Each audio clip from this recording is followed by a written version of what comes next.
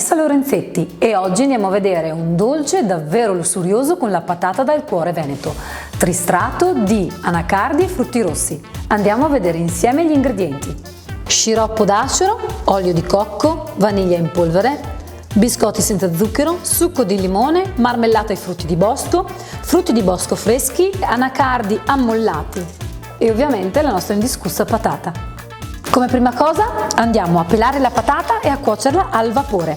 Io utilizzo un cestello che si può reperire tranquillamente in qualsiasi negozio di casalingo e utilizzo una pentola in acciaio.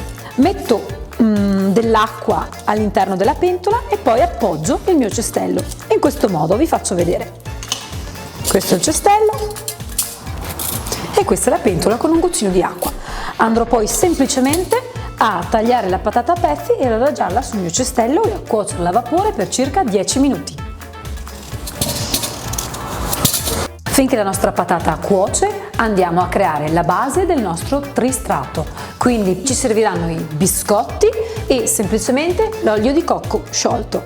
Andiamo a frullare i biscotti alla massima potenza all'interno di un frullatore.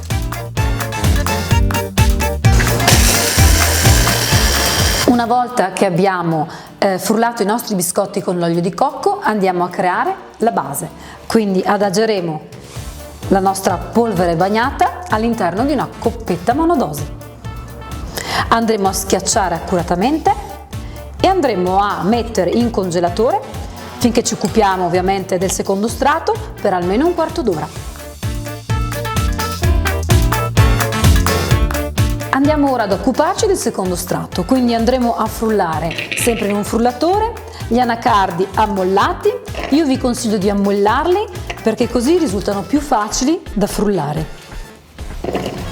Andremo poi ad aggiungere della vaniglia bourbon in polvere, andava benissimo anche una bacca di vaniglia da cui ovviamente prendere tutti i semini interni, dello sciroppo d'acero o sciroppo d'agave, non preoccupatevi se non l'aveste, potrete sostituirlo con il miele e qualche goccia di succo di limone.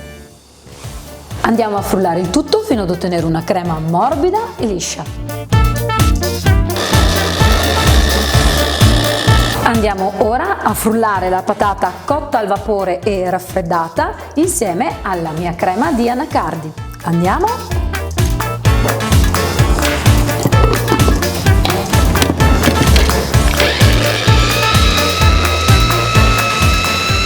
Andiamo ora a riporre la nostra crema di anacardi e patata sul primo strato e poi andiamo a riporre circa 30 minuti in congelatore.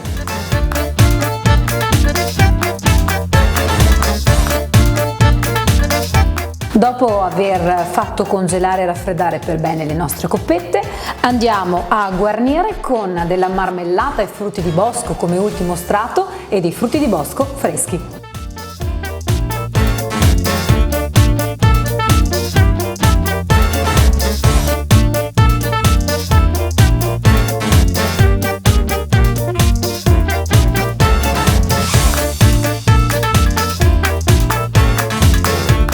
Dopo aver decorato con i frutti di bosco andiamo a raffreddare per qualche oretta e poi andremo a degustare questo meraviglioso tristrato di anacardi, frutti di bosco e patata dal sapore tipico ma non troppo pronunciato, perfetta anche per dei dolci fatti in casa. Buon appetito!